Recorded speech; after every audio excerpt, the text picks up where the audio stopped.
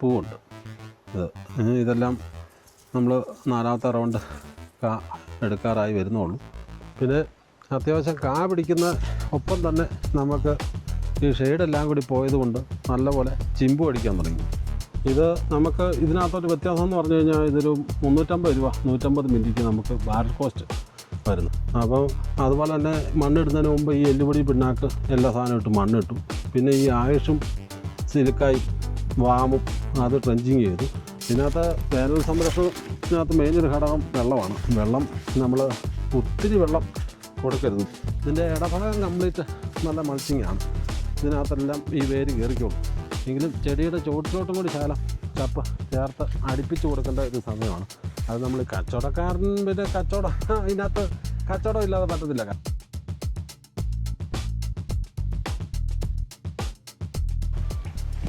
ചേട്ടാ നമസ്കാരം. നമ്മളെ ഈ തോട്ടത്തിന് 2 പ്രത്യേകത. ഒന്ന്, ഈ വളരെ അടുത്ത് നമ്മൾ എടുത്താണ്. ഇതിൻ്റെ ആദ്യം തുടക്കം എടുത്തതിന് ശേഷം ഈ ഷെയ്ഡ് വെട്ടിക്കൊണ്ടിരിക്കുമ്പോൾ ഞാനിവിടെ വന്നായിരുന്നു. അതിനുശേഷം വിജയേട്ടൻ അതിനെക്കുറിച്ചൊരു വീഡിയോ ഇട്ടു. ഇപ്പം ഇത് ഏതാണ്ടൊരു ഇപ്പം ഈ നമ്മൾ ഈ കാണുന്ന ഒരു രീതിയിലേക്ക് ഇത് വരികയും ചെയ്തിട്ടുണ്ട്. എനിക്ക് തോന്നുന്നു ഇത് രണ്ടിൻ്റെ ഒരു കോയിൻസിഡൻസ്. നമ്മൾ ഈ പിക്സൽ വന്നതിന് ശേഷമാണ് ഈ തോട്ടം എടുത്തതും തോട്ടത്തിലെ പണികൾ തുടങ്ങുന്നതും. അതിൻ്റെ ഒരു ഡീറ്റെയിൽസ് ആൾക്കാർക്കൊന്ന് അറിയാൻ താല്പര്യം കാണും. മാത്രമല്ല ഇത് നമ്മളൊരു മോഡൽ തോട്ടമായിട്ട് ഇനിയും ചെയ്ത് കാണിക്കും എന്നുള്ള ആ ഒരു സീരീസിലേക്ക് ഒരു 2-3 പ്രാവശ്യം കൂടെ ഇതേ തോട്ടം തന്നെ നമുക്ക് ചെയ്യാൻ വേണം. 3 ആക്കണ്ട, നമുക്ക് ഓരോ പ്രാവശ്യം ചെയ്യുന്നു. ചെറിയ ചെറിയ വീഡിയോ ആയിട്ട് ഇട്ടേക്കാം. നമ്മൾ എന്നൊക്കെ ചെയ്യുന്നു കാര്യങ്ങളെല്ലാം. ഇതിപ്പം ഞാൻ ഷെയ്ഡ് വെട്ടി പിന്നെ ക്ലീൻ കവാത്ത് ഇത് രണ്ടും ചെയ്ത് കഴിഞ്ഞപ്പോൾ തന്നെ ഇതുണ്ടോ ഷെയ്ഡ് വെട്ടിയിട്ട് എന്ത് ചപ്പാ കിടക്കുന്നത്. അത് ചെടിക്ക് മാത്രം മണ്ണ് കൊടുത്തിട്ട് ബാക്കി ചപ്പ് കംപ്ലീറ്റ് അങ്ങ് മൾച്ചിങ് അങ്ങ് നിരത്തി. അപ്പം നല്ലപോലെ വെളിച്ചം ചെടിക്ക് കിട്ടാൻ തുടങ്ങി. അപ്പം അതിൻ്റേതായ പുതിയ ചിമ്പുകളും നല്ലപോലെ ഉണ്ടാകാനും തുടങ്ങിയിട്ടുണ്ട്. പിന്നെ കാപിടുത്തമാണേലും നല്ലപോലെ കാപിടിക്കുന്നുണ്ട്. ഇന്ന് ഫെബ്രുവരി മാസം ആകാൻ പോവുകയാണ്. ഇന്ന് എത്രയാണ്? ജനുവരി 20 ഉണ്ടായില്ലേ? 18.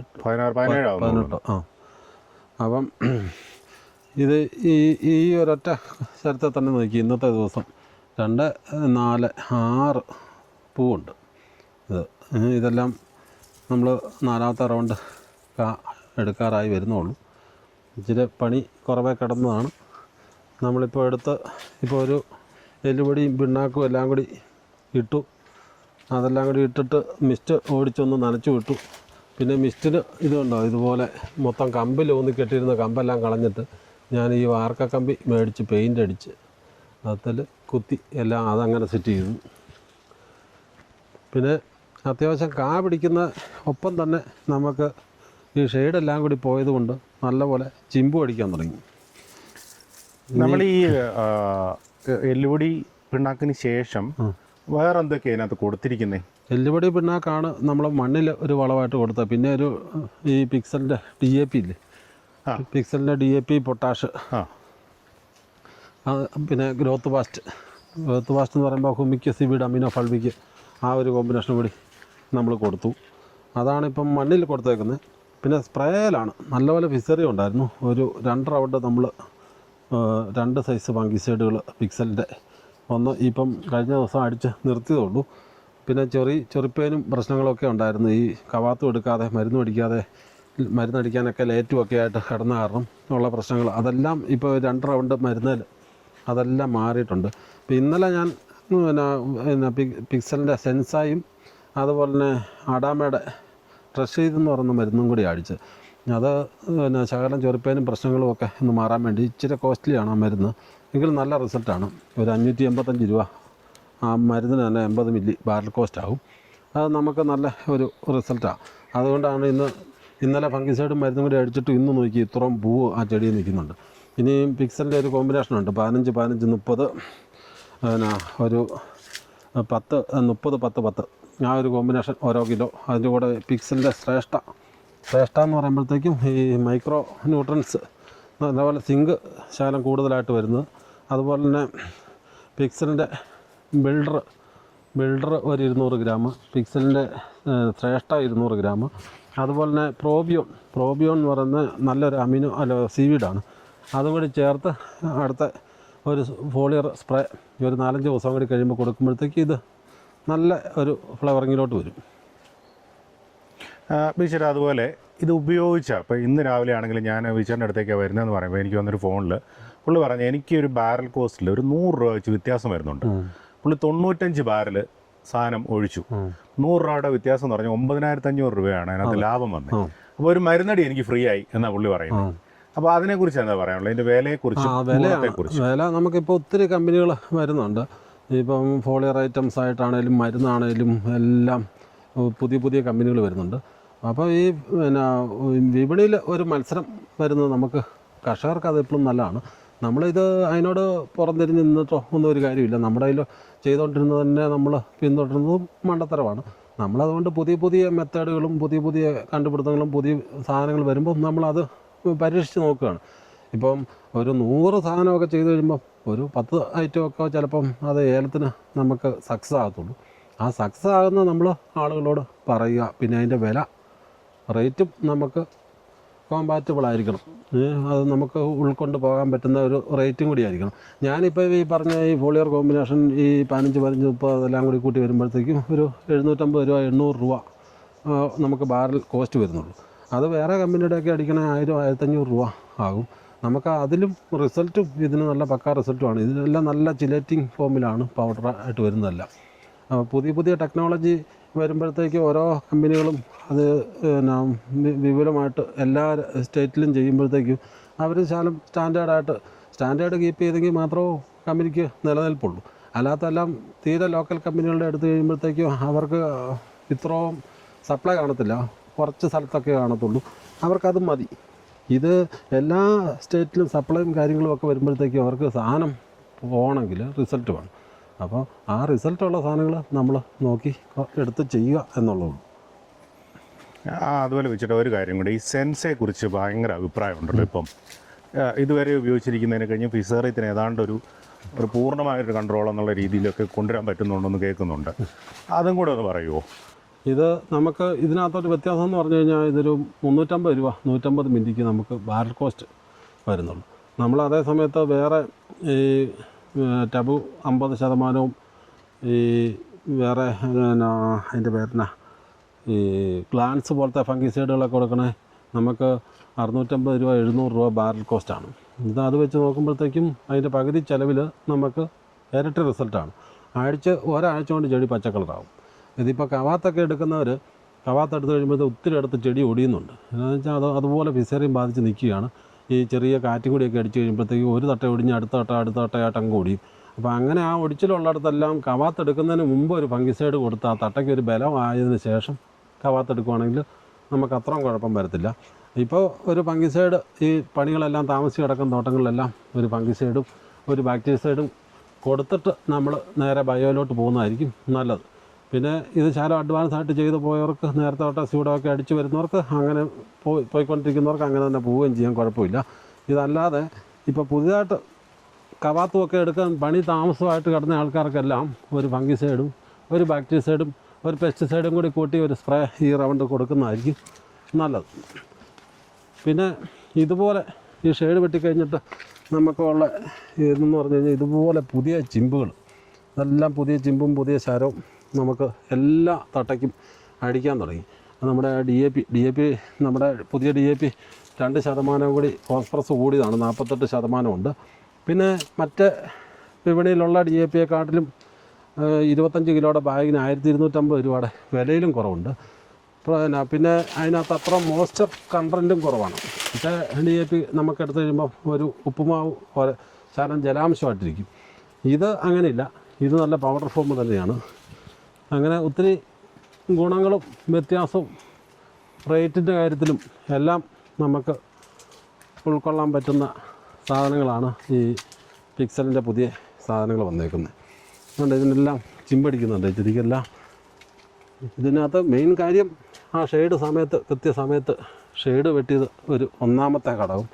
അത് കഴിഞ്ഞിട്ടേ ഉള്ളൂ നമുക്ക് ബാക്കി മരുന്നും ഈ DAP ഈ ഫംഗിസൈഡുകളിലും എല്ലാം അതിനകത്ത് ചെയ്തേക്കുന്ന പണികളെന്ന് പറഞ്ഞാൽ ഷെയ്ഡ് വെട്ടി വെട്ടം വെളിച്ചം.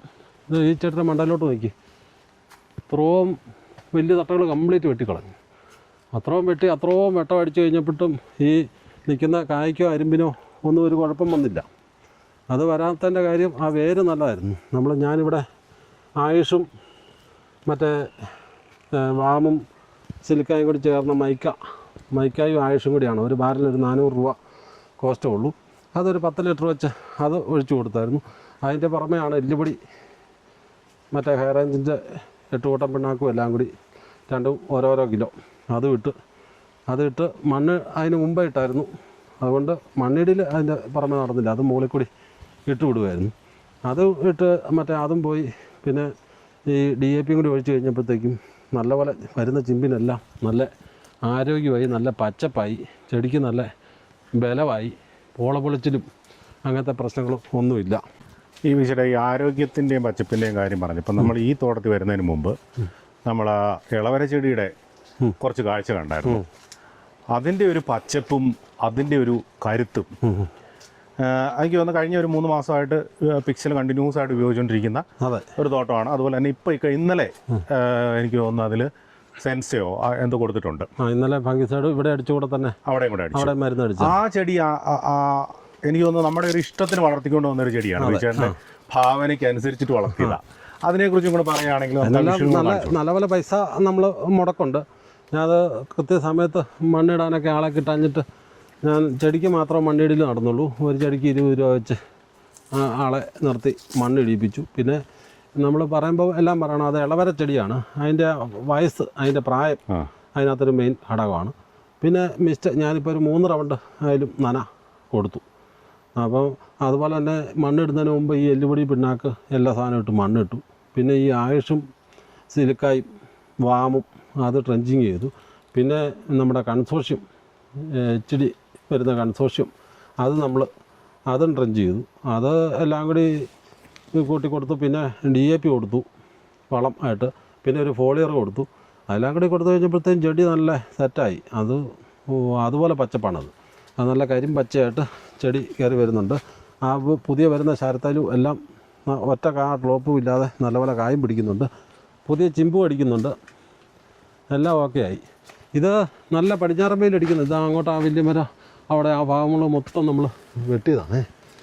ഉണ്ടോ മൊത്തം അത് വെട്ടി അതുപോലെ വെയിലടിച്ച് ഇത് പഴയ നിൽക്കുന്ന ഇലയെല്ലാം പൊള്ളിയേക്കുന്നുണ്ട്. ഇപ്പം ഇത്രയും നാളും വെയിലടിക്കാതെ ഇതിനകത്ത് നിന്നിട്ട് വെയിൽ പെട്ടെന്ന് അടിച്ച് കഴിഞ്ഞപ്പോഴത്തേക്കും പൊള്ളുന്നുണ്ട്. ആ പൊള്ളിച്ചൊന്നും പ്രശ്നമല്ല. നമുക്ക് ഈ പുതിയ ചിമ്പെല്ലാം കൂടി കയറി വന്നു കഴിയുമ്പോഴത്തേക്ക് ചെടി നല്ല സെൽഫ് ഷെയ്ഡാകും. ഇതുകൊണ്ട് ഈ ചെടിക്കൊക്കെ ഈ ചിമ്പെല്ലോട്ട് കാണിച്ച് ഇതുകൊണ്ട് ഈ ചിമ്പിന് 3 ചിമ്പ് അടിച്ചു വരുന്നത്. ഇത് 3 ചിമ്പാണ് അതിൻ്റെ ശരം. ഇതാണ് ശരം ചിമ്പ് ഒന്നിച്ച് വരേണ്ടതിൻ്റെ ആവശ്യകത നമ്മളെപ്പോഴും പറയുന്നതാണ്. അത് വരണമെങ്കിൽ നമുക്ക് ആ റൂട്ട് ക്ലിയർ ആയിരിക്കണം. അതുപോലെ ഷെയ്ഡും കാണരുത്. പിന്നെ ഇത് കംപ്ലീറ്റ് ഇതുപോലെ മൾച്ചിങ് ആയി ചപ്പ് വെട്ടി മൊത്തം ഇട്ടേക്കുവാണ്. ഇനി ചെടിയുടെ ശകലം കൂടി ചേർത്ത് ഒന്ന് അടുക്കണം. അതിനി ഇവിടെ ബയോ കൺസോഷ്യം ഒഴിച്ചില്ല. അതും കൂടി ഒന്ന് ഒഴിച്ചിട്ട് നമ്മൾ ഈ ചപ്പ് കംപ്ലീറ്റ് അങ്ങ് നിരത്താം എന്നാണ് ഓർത്തേക്കുന്നത്. ഇത് കമ്പെല്ലാം പെറുക്കി ഞാൻ ചെടിയുടെ മരത്തിൻ്റെയൊക്കെ ചുവട്ടിൽ ഇങ്ങനെ അടുക്കി കരികില മാത്രം ആക്കി ഇടും. അത് എല്ലാം കൂടി അങ്ങ് നിരത്തും. ഇവിടെ നമ്മൾ മറ്റേ വേസ്റ്റ് ഡീകമ്പോസർ കൊടുക്കാൻ ഉദ്ദേശിക്കുന്നുണ്ടോ? അത് ഈ കൺസോഷ്യത്തിൻ്റെ കൂടെ തന്നെ ഇപ്പോൾ പുതിയ കൺസോഷ്യം വരുന്നതിനകത്ത് വേസ്റ്റ് ഡീകമ്പോസറും കൂടി ആഡായിട്ടാണ് വരുന്നത്. അത് മതി. അതിനകത്ത് നമ്മൾ പഴയ നിൽക്കുന്ന കിഴങ്ങും സാധനം എല്ലാം പോകാനൊക്കെ ആയിട്ട് നമുക്കത് മതി. ഇതിനകത്തൂടെ എല്ലാം ചിമ്പടിക്കുന്നുണ്ടോ ഈ ചെടികൾക്ക്. ഇതുകൊണ്ട് ഇത്രയും പഴയ ശരമാണെങ്കിലും ഉണ്ട് ഇതിൻ്റെ അരിമ്പ് നല്ല ക്ലിയറായിട്ട് നിൽക്കുന്നതുണ്ടോ. അത് നമ്മൾ കൃത്യമായിട്ട് ഫംഗിസൈഡും എല്ലാം കൊടുത്ത് ഫംഗസ് ബാധ ഇല്ല, ഒന്നുമില്ല. അത് ഫോളിയറും ഇനി അടുത്ത് ഒരെണ്ണം കൊടുക്കണം. ഇനി പൊതുവേ ബിച്ചേട്ടാ ഈ നമ്മുടെ കർഷക സുഹൃത്തുക്കളോടെ ഇനിയിപ്പോൾ വരാൻ പോകുന്നത് വേനലാണല്ലോ. ഒരു വേനൽ സംരക്ഷണം പുതിയ ക്ലാസ് എടുക്കും എന്നറിയാം. എന്നാലും ഇപ്പം ചെയ്യേണ്ട എന്തെങ്കിലും കാര്യങ്ങളുണ്ടോ? ഇതിനകത്ത് വേനൽ സംരക്ഷണത്തിനകത്ത് മെയിനൊരു ഘടകം വെള്ളമാണ്. വെള്ളം നമ്മൾ ഒത്തിരി വെള്ളം കൊടുക്കരുത്. ഒത്തിരി വെള്ളം കൊടുത്ത് കഴിഞ്ഞ പ്രാവശ്യത്തെ പോലെയൊക്കെ മഴ കൂടുതലായിട്ട് പെയ്തിട്ടുണ്ടെങ്കിൽ നമുക്ക് ഈ തട്ടമറിച്ചിൽ അഴുകൽ പോലത്തെ സംഭവങ്ങൾ കൂടുതലായിട്ടുണ്ടാകാനായിട്ടുള്ള സാധ്യതയുണ്ട്. അതുകൊണ്ട് ഈർപ്പം നിലനിർത്തി കൊടുക്കുക. ഈ മിസ്റ്റൊക്കെ ഇട്ടേക്കുന്ന ആൾക്കാർ ആഴ്ച ഒരു 2-3 ദിവസം ഇപ്പോൾ ഇതുപോലെ കായ്ക്ക് വിലയുണ്ട്. ഈ പുതിയ ശരവും പഴയ ശരത്തിലും എല്ലാം അരിമ്പും ഒരുമാതിരി കായും ഒക്കെ പിടിക്കുന്ന സമയത്ത് ആഴ്ച 2-3 ദിവസമായാലും വെള്ളം കൊടുക്കണം. ഒരു 15-20 ലിറ്ററിൽ കൂടുതൽ വെള്ളം ഒരു സമയം നമ്മൾ ഒരു കാരണവശാലും കൊടുക്കരുത്. ആ ഈർപ്പം നിലനിർത്തിയാൽ മതി. ഇതുപോലെ മൾച്ചിങ് ഉണ്ടെങ്കിൽ ചെടിക്ക് ആവശ്യത്തിനുള്ള ഈർപ്പം അതിനകത്ത് കിട്ടും.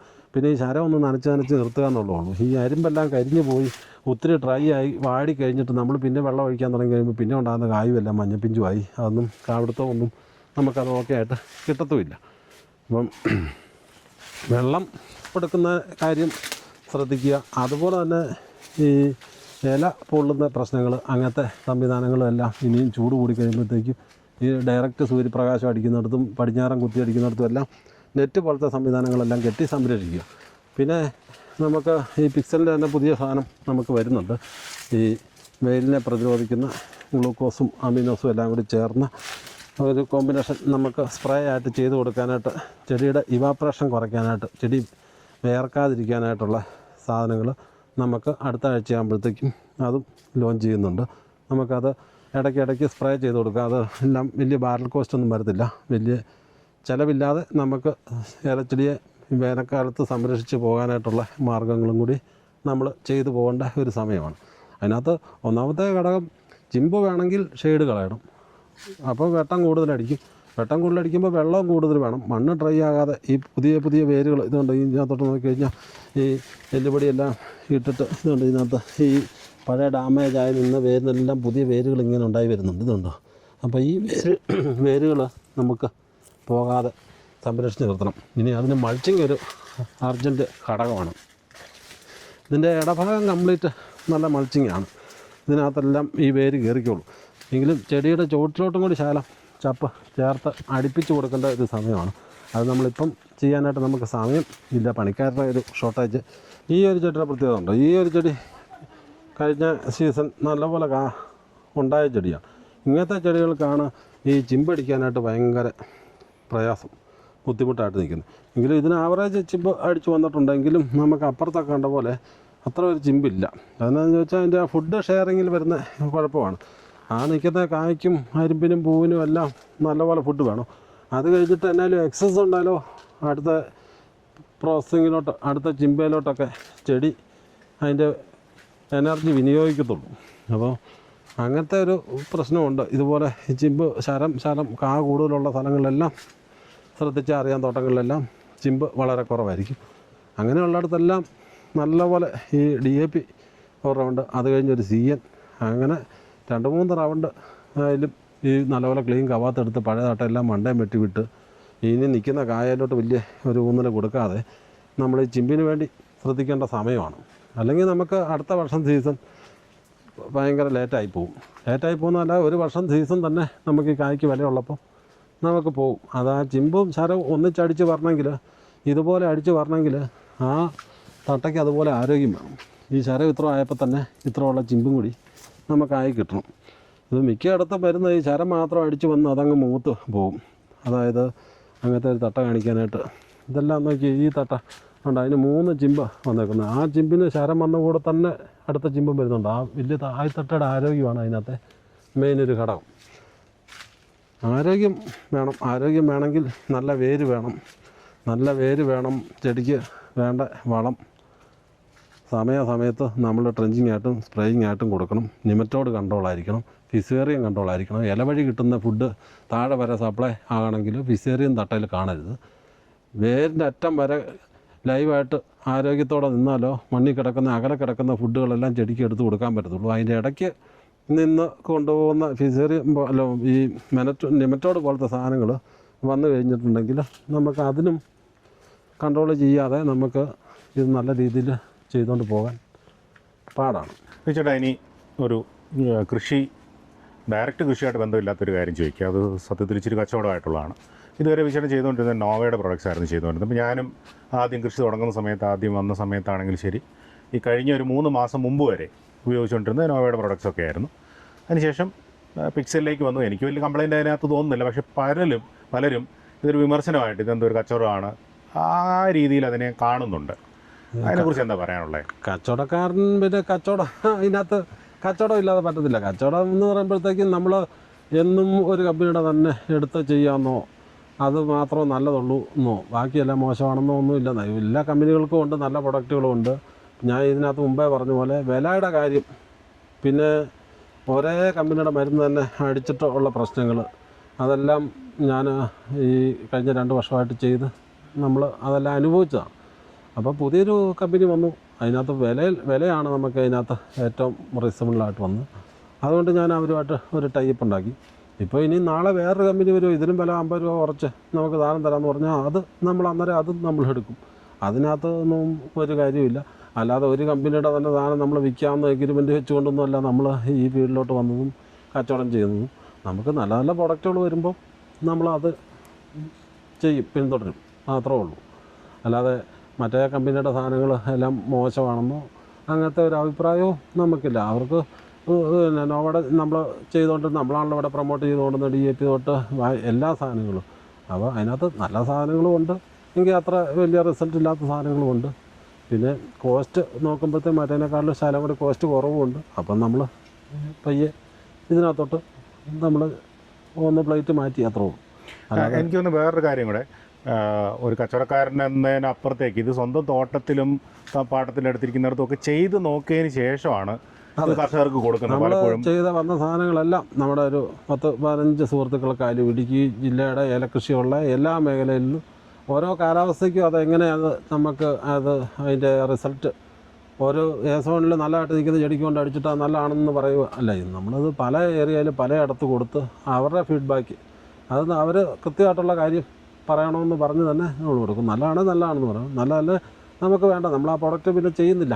അതിനകത്ത് ഇപ്പം നമ്മളതിനകത്ത് ലാഭനഷ്ടങ്ങളൊന്നും നമ്മൾ നോക്കത്തില്ല. നല്ല റിസൾട്ടുള്ള പ്രൊഡക്റ്റുകൾ നമ്മൾ സെലക്ട് ചെയ്ത് അതാണ് നമ്മളിപ്പം റണ്ണിങ്ങിൽ കൊണ്ടുവന്നേക്കുന്നത്. ഇനിയിപ്പോൾ കുറേ ഇത് വിട്ടേക്കുകയാണ്, കുറേ കോമ്പിനേഷനുകൾ ഫോളിയറിൻ്റെ തന്നെ പല വേർഷനുണ്ട്. അതെല്ലാം നമ്മൾ ഓരോ ഏരിയയിലും കൊടുത്തേക്കുവാണ്. അവരതിൻ്റെ ഫീഡ്ബാക്ക് അവർ പറയട്ടെ. അവർക്ക് അതിനകത്ത് അടിച്ചിട്ടുണ്ടായ വ്യത്യാസവും റേറ്റ് മറ്റേതുമായിട്ട് കമ്പയർ ചെയ്ത് റേറ്റൊന്നും കൂടി നോക്കണമല്ലോ.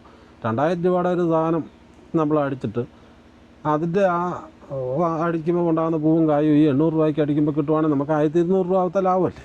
അതാണ് അതിനകത്തെ കാര്യം. പിന്നെ ചിലവും നമ്മൾ പരമാവധി കുറച്ച് പോകണമെന്നേ. ഇത് ബാക്കിയെല്ലാം ഭയങ്കര ചിലവ്, ഇതുമെല്ലാം വാരിയിട്ട് എന്നും അങ്ങോട്ട് കൊടുത്തോണ്ടിരുന്നിട്ട് നമുക്ക് ഇതിനകത്ത് തന്നെ ആരും കിട്ടാൻ വേണ്ടിയും കൂടിയാണല്ലോ ഈ കൃഷി ചെയ്യുന്നത്. അല്ലാതെ ഇത് മൊത്തം കടക്കാർക്ക് തന്നെ കൊടുത്തിട്ട് കാര്യമുണ്ട്. അതുകൊണ്ട് നമ്മൾ ചെടിയെ വിശപ്പിച്ച് തീറ്റ കൊടുത്ത് വളർത്തി ആ ഒരു മെത്തേഡിലോട്ട് നമ്മൾ കൊണ്ടുവരും. അല്ലാതെ ചുമ്മാ കുത്തിക്കയറ്റി കൊടുത്തോണ്ടിരുന്നു കഴിഞ്ഞാൽ അത് വെജിറ്റേറ്റീവ് ഗ്രോത്തും കൂടി കൊളസ്ട്രോൾ പിടിച്ച് അവിടെ നിൽക്കത്തുള്ളൂ. അത് അല്ല, ചെടിക്ക് അതിൻ്റെ ആ വേണ്ട സാധനങ്ങൾ സമയത്ത് ടൈമിങ്ങിൽ കൊടുത്ത് പോകുമെന്ന് ആ രീതിയാണ് നമ്മളിപ്പം അവലംബിച്ച് പോരുന്നത്.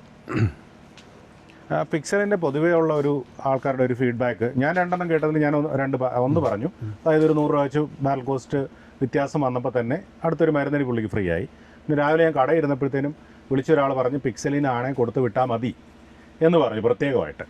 അപ്പോൾ അത്രയും ആൾക്കാർക്ക് അത് സ്വീകാര്യമായി തുടങ്ങി എന്നാണോ?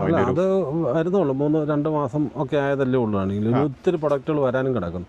ഇപ്പോൾ പുതിയ വരുന്ന യാമിത എന്ന് പറയുന്ന മരുന്നാണ് ഇപ്പം നമ്മൾ ഏറ്റവും കൂടുതൽ ഇപ്പം പോയിക്കൊണ്ടിരിക്കുന്നത്. അത് കോമ്പിനേഷൻ മരുന്നാണ്. നമ്മുടെ നോവയുടെ പഴയ സൂപ്പർ മിത്രമൊക്കെ പോലെ അതിൽ ശാലം കൂടി തണ്ടുതറപ്പിനും കൂടി കൺട്രോൾ കിട്ടുന്ന ഒരു കോമ്പിനേഷൻ. അതിനകത്ത് ഈ പിനാക്കൾ പോലത്തെ അതിനകത്തും ആഡ് ചെയ്ത് വരുന്നുണ്ട്.